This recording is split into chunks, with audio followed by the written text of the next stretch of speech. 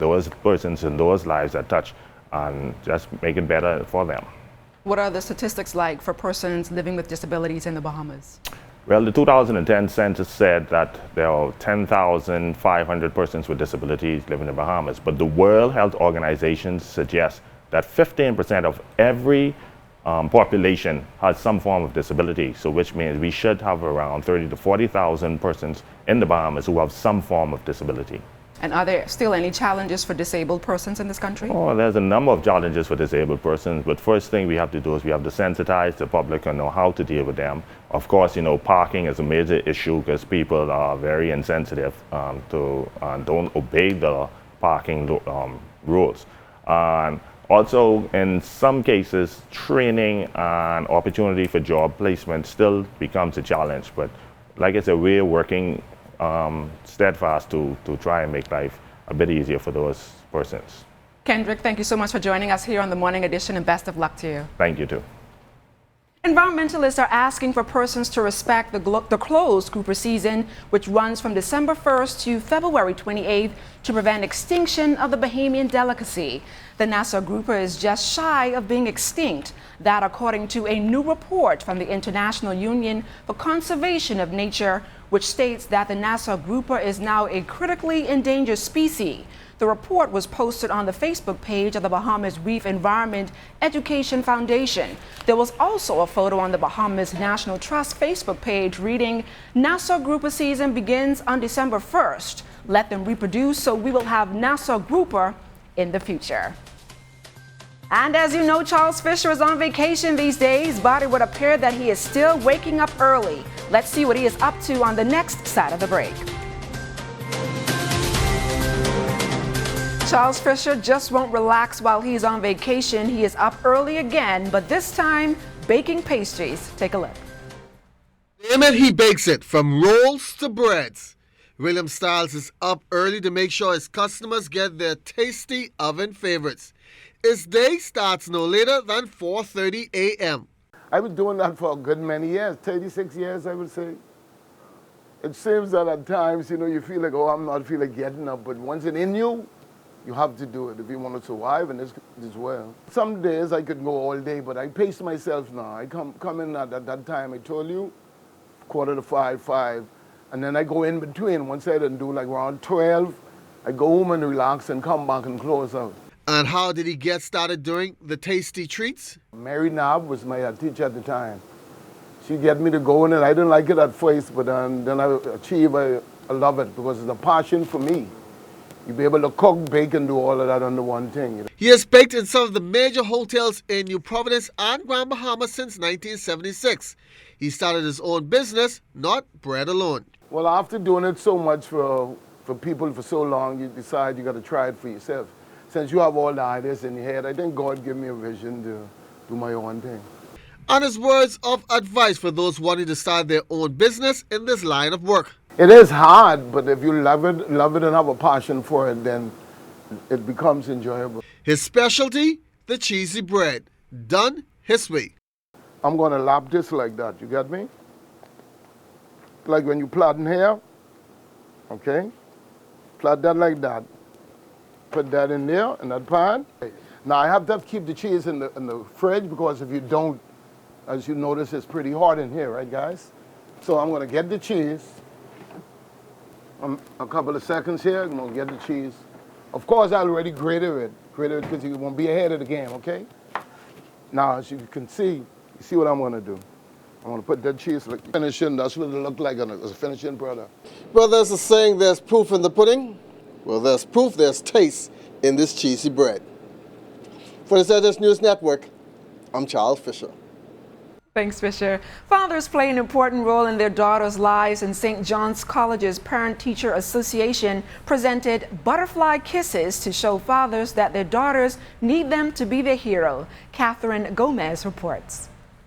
A father is a daughter's first love, and St. John's College is setting a standard for Bahamian fathers by putting on an event where daddies and their little girls can bond through a dinner dance. St. John's PTA chaplain Jeanette Roy shares why fathers ought to be their daughters' heroes. We want our kids, our daughters, our princesses to know what it is to experience how a date should be. The father should always be the one to be an example, to lead, to guide and direct. The daughters and their fathers talk about their unconditional love. The relationship between Bree and I is an excellent one, and I hope that the fathers here will duplicate the same. I like when my dad helps me with my homework. He makes it fun. And I love my daddy so much. I would die for him. I have a very wonderful father. He's the best father you can ever have. First of all, he's very handsome and he tells me what to do in a good way. And he knows what a father can do, and he's the best father in the world. I try to be every day to be a role model so that she will grow up with respect and always be a good citizen of this country. When I go to college, I like to have a man who is exactly like my daddy, is hardworking, will provide for the family, and will always ensure that the wife is having a nice time. Morgan means so much to me. She is my first and really made my life special. It really humbled me to know that God could have blessed me with such an amazing gift. I feel like my father was always there for me when I really needed him. He was one of the biggest male role models in my life. My father he had a huge impact on my life, and I can't thank him enough for being here for me. I think that this father-daughter dance is a great idea. I think, once again, I think St. John's PTA has hit a home run. Between the schools, we always kind of have a little bit of controversy and arguing, but I think it'd be great if the other schools copy this. I think this is a great opportunity for us as fathers to be able to show our daughters how they should be treated, what they should expect when they meet a young man, and how he should treat them. School officials hope this bond can be extended to create happy homes, better communities, and a better Bahamas. Catherine Gomez, ZNS Network News. Johnny, that was a good story there, right, Catherine? Yes, very good story. And coming up in sports, we have a look at the National Sports Awards, plus Buddy Hield back on the court. That story and more ahead in sports.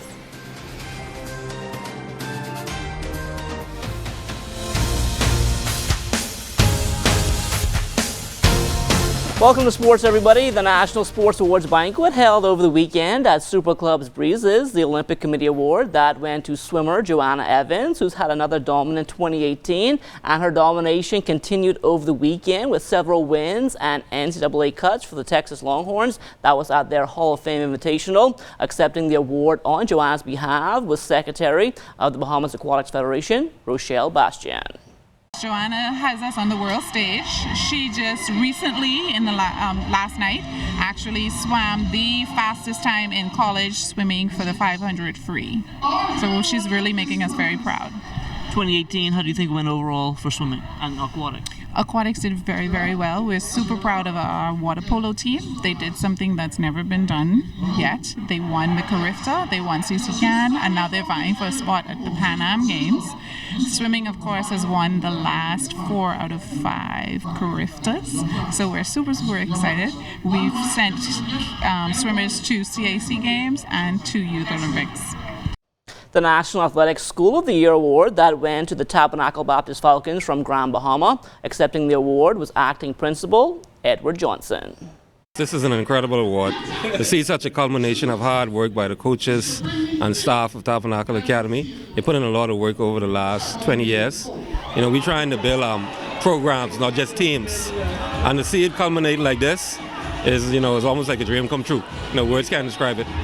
If you come on Tabernacle campus, you find that sports is a passion. You could find coaches and other individuals watching videos, talking sports, reading books. We put a lot of work into it for our kids. And as you can see right now, this is a culmination of all that hard work. So we just want to thank everybody. We want to thank God. We want to thank all of our supporters. We want to thank our hard-working faculty, staff, and coaches for just winning this award today. Among the other winners of the National Sports Awards, Shawnee Miller-Weibo, she took home the Tourism Impact Award and Female Athlete of the Year. Fellow trackster Stephen Gardner was named the Male Athlete of the Year. Tennis, they won the National Team of the Year with Marvin Roll taking home Coach of the Year and Justin Roberts winning Levan Superman Sans Courage Award. Basketball awards too. They won Federation of the Year. Jonquel Jones named Most Improved while DeAndre Ayton took home Future Star. The National Sportsmanship Award that went to Jimmy Norius from bodybuilding. The Judo Outreach Program at Holy Family, they won Community Sports Award. Male Athlete with Disability went to Deron Forbes. Chelsea Bain won the Athlete Award there on the female side. Male and Female Volunteer of the Year went to Larry Manns and Beverly Wallace Whitfield. Collegiate Athlete was Devin Charlton. Alan Murray and Anton Richardson shared the Prime Minister of Sports Excellent Achiever Award. On to the NBA now. The Sacramento Kings back at 500 after a 111-110 win on Saturday over the Indiana Pacers. Buddy Hield finishing up 6 of 16 from the field, 2 of 3 from behind the arc. A perfect 4 of 4 at the line, 18 points, 5 rebounds, and 4 assists in 34.5 minutes on court. Buddy and the Kings back on the court again tomorrow for what will be a big game here in the 2-4-2. It will be the first time the Buddy and DeAndre Ayton go head-to-head in regular season play. The Suns entered that one off a loss against the Lakers yesterday. DeAndre 10 points and 10 rebounds. IE Elite putting on a college baseball and softball showcase over the weekend at St. Andrews Field of Dreams. Coordinator Jeroen Sands has put on showcases before, but this one was a little different. I've done quite a bit of helping guys get off and play professional baseball, but I've seen the need to help other kids who might not be ready to make that step. Go into the collegiate, take the collegiate part and play college baseball, whether it's junior college, Division I, Division II, NAIA.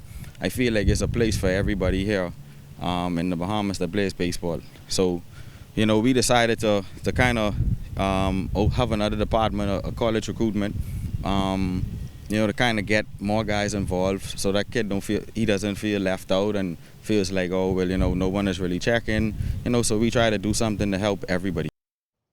The Hero World Challenge coming to a close yesterday at the Albany Golf Course. First-time participant John Rahm took home the title after shooting a final round 65, which left him at 20 under par. Tony Finau finishing up in the runners-up spot, 4 shots back after shooting 3 under on his final round. Justin Rose, Henrik Stenson, and Patrick Cantley rounded out the top 5.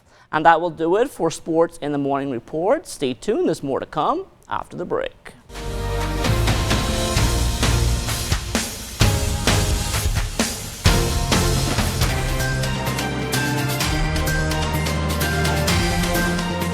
In our final look at weather, tower camera showing some patchy clouds in the vicinity of Paradise Island, and that's going to extend for the balance of the day. As we go to our satellite picture, you can see high pressure remains over the area, but there is a frontal boundary over northern Florida that will gradually push towards the south and east over the next couple of days. We expect it to move into the northwest Bahamas on Wednesday afternoon. That will bring with it probably a few showers, but behind it a nice little cool down, which will be rather brief. And our forecast for today, mostly sunny and warm with the chance of a brief passing shower. High temperature today getting up to 84 degrees. And tonight we're looking at a beautiful night. Near clear skies with some shallow early morning fog developing, and that could restrict your visibility just a bit. 68 degrees for your low temperature, and the extended weather forecast over the next 7 days. Temperatures in the mid-80s, and then they will fall off into the upper 70s behind that front on Thursday, warming up quite rapidly again on Friday, heading into the weekend. LaDawn? Well, Basil, and that does it for the morning edition. Thank you so much for waking up with us. Make sure to join us again at 6 p.m. for our 2-hour newscast. Once again, I'm LaDawn Davis. See you tomorrow morning.